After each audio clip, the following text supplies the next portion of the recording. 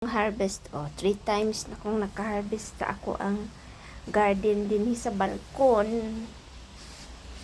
Ito mo. Ito tayo. Alugbati. Kamuti. 3 times na ko aning nakagulay. Dahon sa kamuti.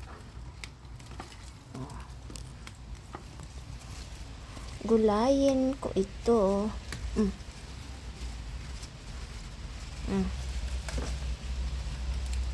times. Sarap talaga pag may tanim ka.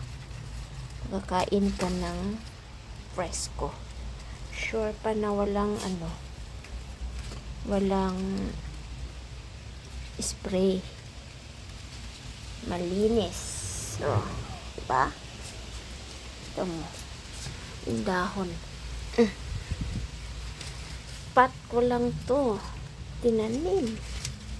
Ganon lang ang style. Pag gusto mong kakain ng na fresco or kanang malinis or yung bio talaga na kamote, ganun lang ang gagawin.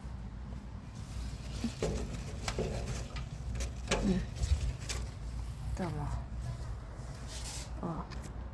Ba? Mulak na ako ang kamatis. Ako ang sunflower. Nara, ako ang kamuti. Tapos may salad pa ako. Pwede ko na yan gulayin, pero gusto ko may sabaw. Ito, celery ko.